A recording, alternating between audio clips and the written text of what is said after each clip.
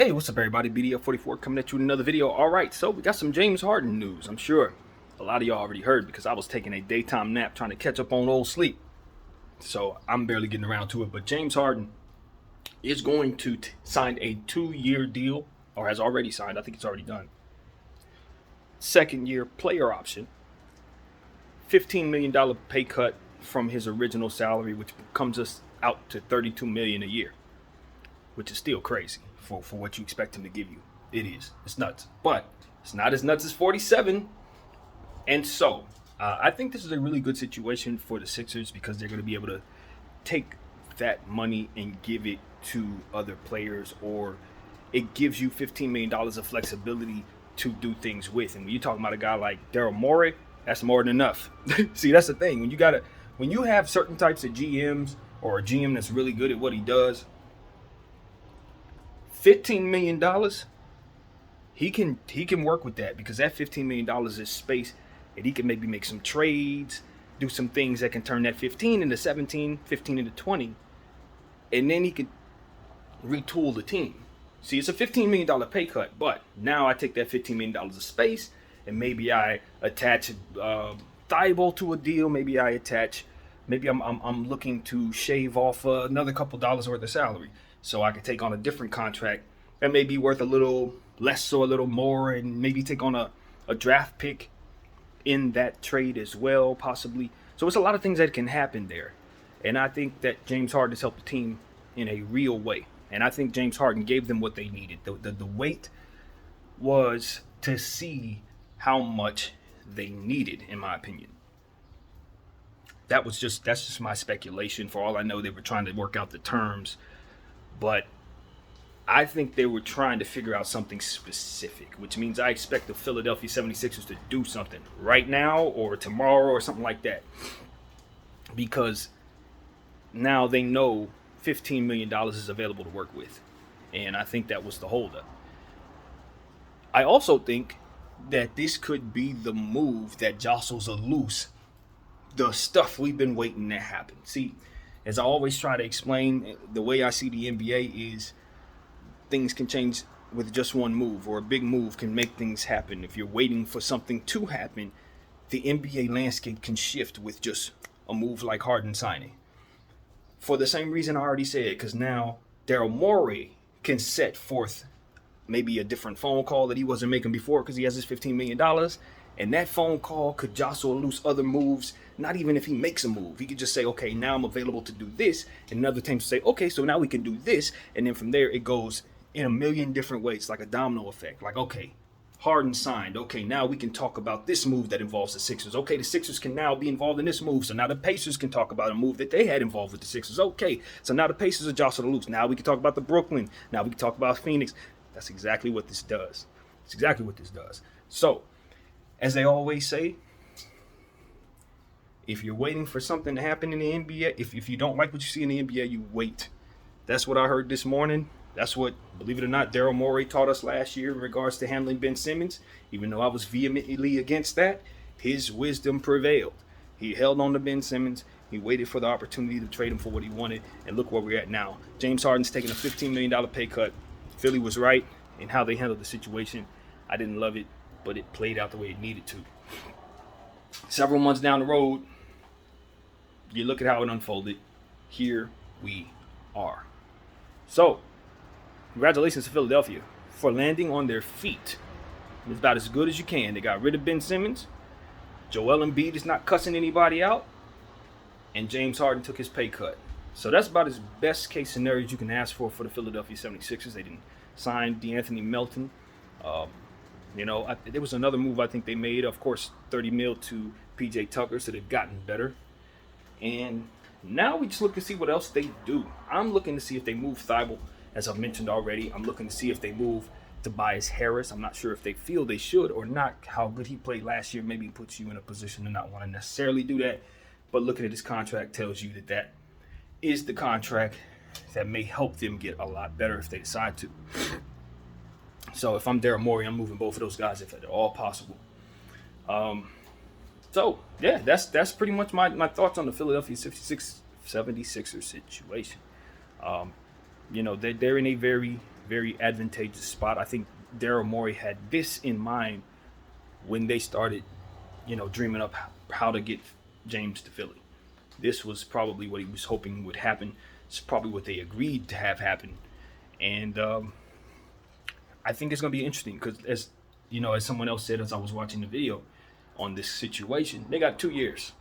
2 years, the option is his. So if for some reason he's not happy at the end of next season, he could exercise his player option and be a free agent at the end of this upcoming season. So that's also very interesting to see if for some reason he takes some significant steps backwards and his value falls from here, which I honestly don't think it will.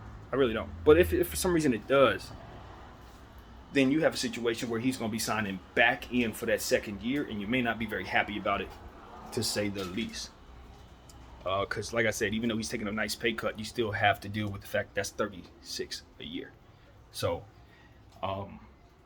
yeah, for whatever it's worth. But again, as far as what I think is coming from James Harden, I really think James Harden's about to settle into what his body's about to be. I think he's going to be in much better shape. I think he's going to be working from a point of a better space to work from. Because, see, that's important as well. Guys going into the offseason healthy, guys going into the offseason in some type of shape from which to work. Last year, he was coming in out of shape for obvious reasons. We know what the situation was. So he wasn't going to get in the best shape by the end of the season because he wasn't starting from the greatest shape at the start of the season. This year, he looks better. I saw a picture of him a couple days ago. He looks good. He's lost weight. He looks like he's closer to where he wants to be in terms of being slimmer and looking like the old James Harden. And I'm pretty optimistic that if he keeps up what he's doing this offseason, you could see a slimmer James Harden you've seen in years. And if that's the case, I wouldn't be surprised if he returns to being an all-star. No bullcrap.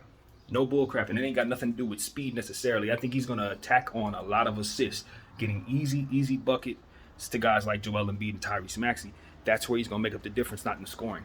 You guys have already heard me say this, but I really do believe James Harden has some good basketball ahead for the standards that he's now going to set for himself from here. Because he was always a gifted player. He always took advantage of being able to draw fouls and things like that and get into the line.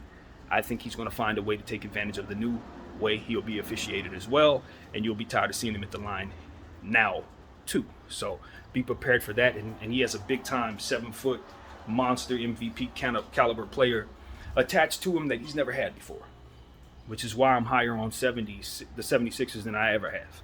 In fact, I got them maybe coming out of East this year. Because to be honest with you, even though I don't love the structure of their team, Joel Embiid has made a believer out of me these last playoffs, seeing how he played through all them injuries. And I know for a fact if he was 100% healthy, he would have been too much for the teams that he would have been too much for a lot of the teams, So I think them getting a better bench, adding PJ to the situation, getting Harden settled in with the $15 million pay cut will help them retool in some ways that help. Hopefully they can get themselves some shooting. Danny Green is gone. I don't know if that's a great thing or not, but we know the injury really messed him up. They're going to have to find something for him. I'm personally a believer in Furkan Korkmaz as it pertains to him being a shooter who could score a little bit and stretch the floor. I don't know how his development has been going, but they didn't use him as much as I thought they would. I think he's a candidate to move on. When you talk about players who've been in one place for too long, he's a guy who could come, I don't know, to my Lakers and help our bench with the shooting that we need. We could certainly use a player like Furkan Korkmaz as the last guy on our bench because I don't think the Philadelphia 76ers even use him or need him, and he's a little better than that, to say the least, in my opinion. I think he's actually a bucket. So, yeah, I'd like to see them, if they're not going to move him, maybe try to work him back into the equation as a guy who can give you a little bit of scoring. And if he's trash, maybe because I don't follow him, if he's garbage, then keep doing what you're doing because I don't follow him as closely. But I've seen him play well enough in key games to know he can help a team. So, yeah, maybe move on from him. And, yeah, athleticism. When we talk about the 76ers, last year they did have Danny Green at the shooting guard position. They're bringing in DeAnthony Melton. I think they could use a Skywalker. They could use somebody like that. Obviously, we know, and I won't let anybody forget, that they had Mikal Bridges. Obviously, they drafted him and, traded him to the Phoenix Suns for somebody who I haven't seen play at all. So it's one of those situations where, that type of piece is certainly what they need. but obviously they're not getting that. So, you talk about maybe finding a piece that can do similar things that Mikal did. That would be the type of piece that I like for Philadelphia. So, yeah, that's where we're at, man. Just wanted to give y'all a little rundown of my Philadelphia 76er thoughts. Tyrese Maxey is going to be an all-star very soon. If not this upcoming season, I'm pretty sure he'll make it next. You got to watch out for that dude because he is not just a regular old guy. I don't think his value's being spoken of in a way that makes sense right now based on what we've seen and what he's capable of. This is where the philosophy of basketball is going to change, and players who are in his lane are going to get more respect later. This is the end of that. In other words, you see how everybody's going after Rudy Gobert, sending 1 million picks his way to get him. You see how people are having trouble moving Kevin Durant, stuff like that. They're projecting the possibility of what the Pelicans look like if you trade Brandon Ingram for Kevin Durant. Yeah, the shift from that mentality to valuing youngsters probably just began about a week and a half ago, when DeJounte Murray was traded for a bunch of picks, and now we're seeing the issues of players not, teams not being willing to let go of their young 22-year-old talent, stuff like that. Tyrese Maxey should be expected to give you the production that everybody screaming James Harden should be giving you. That's what I'm here to say. If everybody's looking at the field properly, they're not waiting for James Harden to step up. They're waiting on Tyrese Maxey to step up. Because that's the guy who's capable of giving you 30 points and 8 assists right now.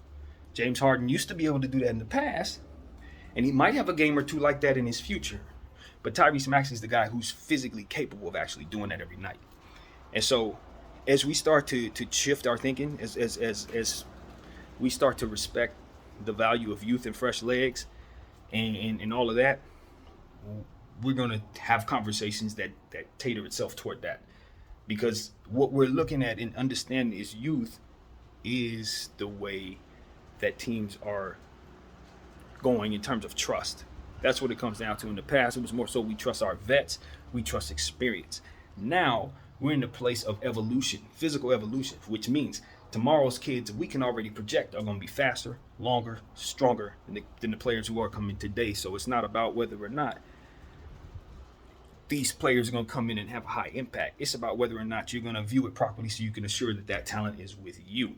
And that's why I've been in the mindset of keeping picks, you know what I mean? Trading for picks, valuing players in the G League, developing your talent, having your farm system / G League / scouting department be something that gets a lot of attention in each and every organization, because this is what's coming, as to where old guys, like old media, so to speak, I guess you would say, oh, we want Russell Westbrook to play like a superstar. No, Russell Westbrook gave you all that. He gave that to you already. That's why he's struggling now, because he did that for a million years. Oh, James Harden used to be able to do this, so we're going to pay him $1 trillion to do that now. No, the mileage is there now. He's already done that. That's why you have so much footage of it. It's been done. What you need is to be able to project who's about to do that and bring him to you. Brandon Ingram is about to do that. You're going to bring Kevin Durant to you for him to do what it is that Brandon Ingram's about to do. It's the same thing I said about the Minnesota Timberwolves in regards to Rudy Gobert. They drafted Kessler, traded him in a deal as a part of a bunch of big old conglomerate to get Rudy Gobert, when I could argue Kessler's about to do what Rudy has already done. And they paid Rudy to do 10 times more than Rudy even proved he could do. So it's like, when you're looking at it the wrong way, you make decisions like the Timberwolves did. They had that same dynamic with the rookie that they had just drafted, and all the picks and all that other stuff was the same dynamic. I promise you, same dynamic. Center, in the paint, blocking shots. They paid $1 trillion for a name. That's all it was. It was a name. That's it. And so that's what I believe New Orleans would be doing. And in the sense of looking at Philly and their situation, that's what I believe a lot of people are doing in regards to valuing Harden versus Maxey. No. Opposite. How you view Maxey, that's how you need to be viewing Harden. How you view Harden, that's how you need to be viewing Maxey. So I'm saying, because you want to get them before that. That's why I'm not, even though everybody's killing the Knicks, I kill them too, because that's a crazy deal. But they got the right idea. Why? because they're not chasing a name. They're chasing what they believe the projection of the production will be. Jalen Brunson was what we're talking about.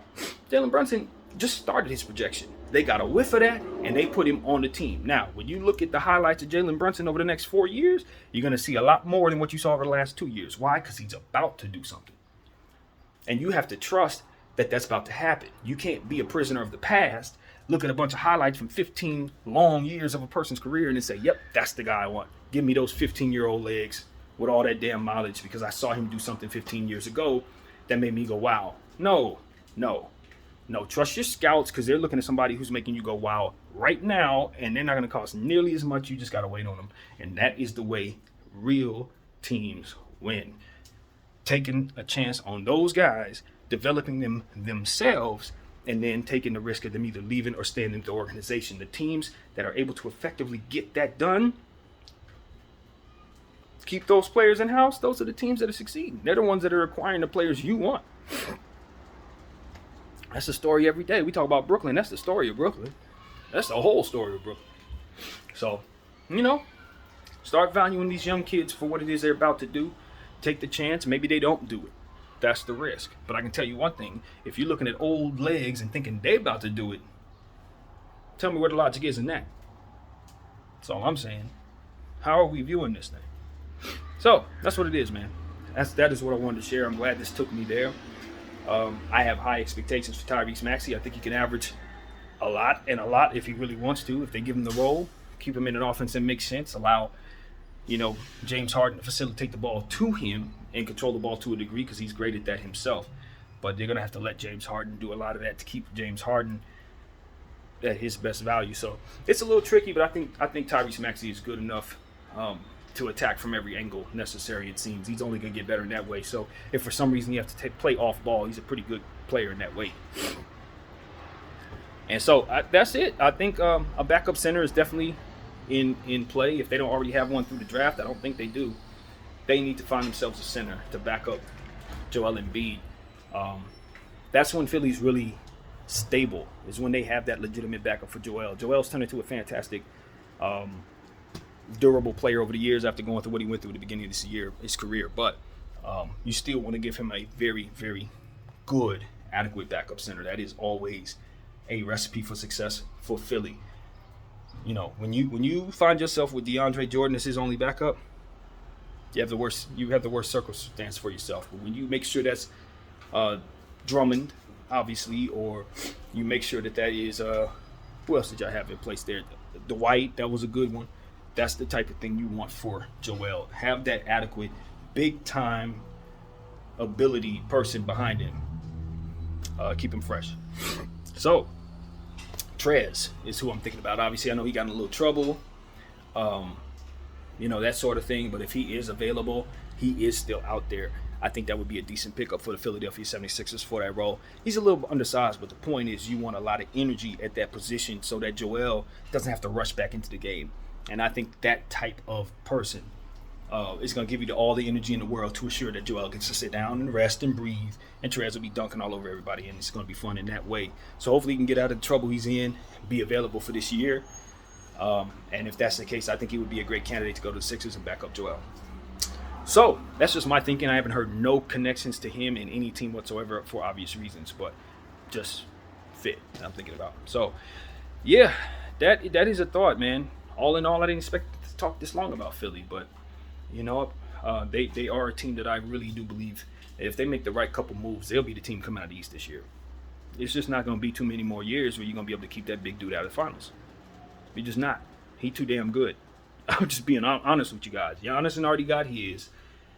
It's not going to be long before this guy gets to the finals. So I expect that to be very soon, unless something goes terribly wrong with how they're building. With this 2-year window that they have, I'm pretty sure they're going to make a hell of a push for it. And if they don't get close, they're going to be miserable about it. So that's the reality. We'll see how that goes with the Brooklyn disappearing. I think Miami's lost some key players. I don't know if they're going to be getting back. It looks like they could make some trades. It looked like they could strike out. So it's a lot of things being opened up. The Boston Celtics got significantly better. We know they're the best team in the East, but they still got to deal with Joel themselves, and I think that's going to be a hell of a task if they retool properly in Philly. So that is my thought. I've been really critical of the Philadelphia 76ers organization over the last year. And you guys follow me. If you're in Philly, you probably don't like me too much, because I really was not favoring some of the stuff that I saw there. I didn't like how they handled Ben Simmons in certain situations. I didn't like some of the other stuff as well. But all in all, what I can't say is they were wrong. They were not wrong. As we talked about in the beginning of the video, they had it right. Don't trade Ben Simmons just for any old thing. Not for John Wall, not for a pick and a half, none of that. Wait for what you want. And that was a good thing. And we took that wisdom here on this channel and we rolled with it. That was a lesson and a good one for me to learn. Being patient in the NBA is definitely the right advice. So that is what I'll leave you all with. My name is BDL44. Thank you all for watching. I'm out.